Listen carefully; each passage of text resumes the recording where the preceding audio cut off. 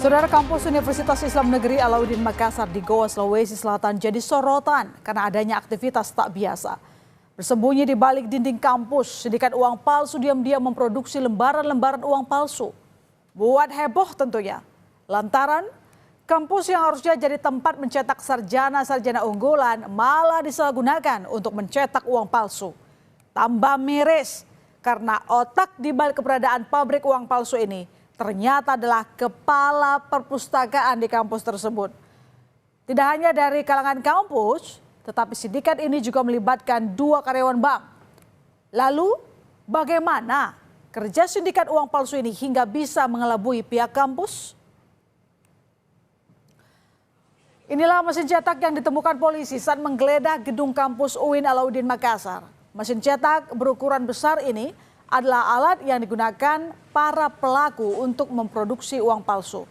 Dari penyelidikan polisi, mesin cetak uang palsu ini adalah buatan Tiongkok yang dibeli pelaku dari Surabaya.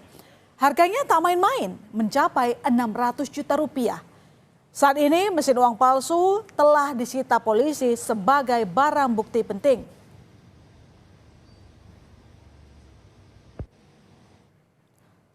Beroperasi diam-diam, pabrik uang palsu di kampus UIN Alauddin ini berada di ruang perpustakaan, tepatnya di sebuah ruang bekas toilet. Letak ruangan yang tersembunyi membuat pengunjung perpustakaan tak menaruh curiga dengan aktivitas ilegal di dalamnya. Apalagi kepala perpustakaan juga terlibat di dalam sindikat ini, sehingga para pelaku pun dengan mulus melancarkan aksinya.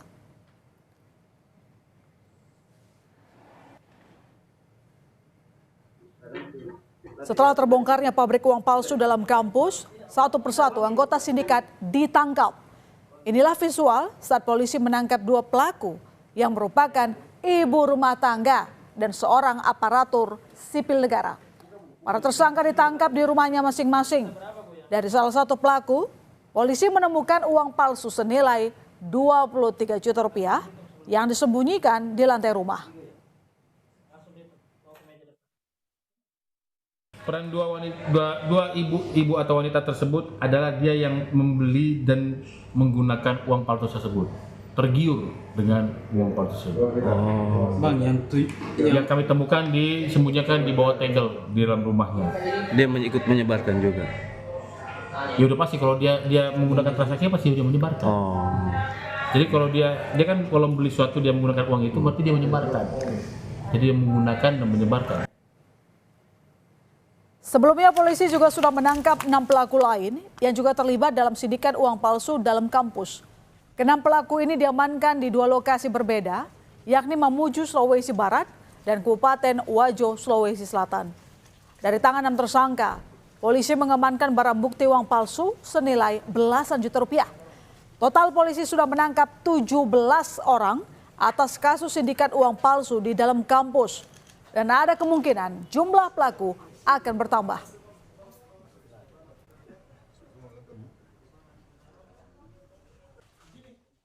Palsu dalam institusi pendidikan ini tak lepas dari campur tangan orang dalam. Kepala Perpustakaan UIN Alauddin Makassar yakni Andi Ibrahim adalah otak di balik keberadaan pabrik uang palsu itu. Andi Ibrahim adalah dalang utama. Tidak hanya melakukan proses pembuatan, Andi Ibrahim juga mendanai pembelian mesin pencetak uang. Ia juga diketahui telah mempelajari proses pencetakan uang sejak Juni 2010. Sebelum melebarkan pabrik uang palsunya ke kampus, Ibrahim diketahui telah merencanakan operasi pencetakan dan peredaran uang palsu sejak 2010. Namun rencana Ibrahim itu baru terlaksana pada bulan Oktober 2022. Pada saat itu, Ibrahim sudah merekrut para anggota sindikatnya. Proses produksi uang palsunya pun masih di kota Makassar dan menggunakan mesin cetak kecil. Baru pada tahun 2024, sindikat ini memperbanyak produksi uang palsu dengan mendatangkan alat cetak yang lebih besar.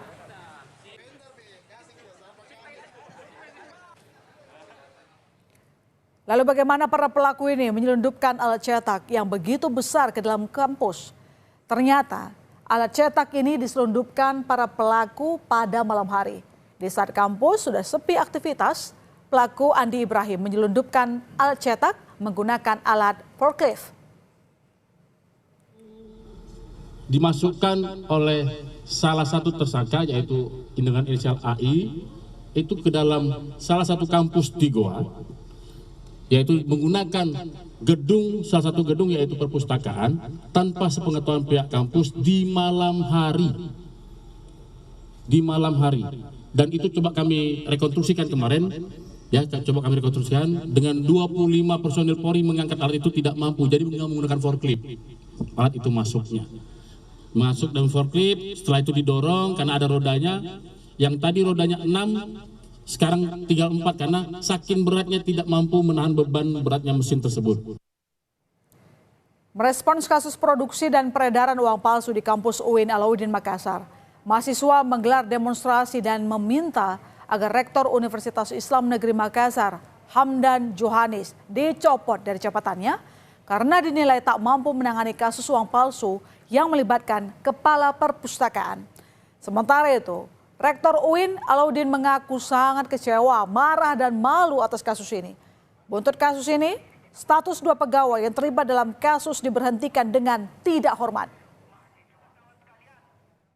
Uang palsu di kampus UIN Alauddin Makassar yang letaknya di perpustakaan itu sangat mencoreng dan menjadi dosa besar atas dunia pendidikan.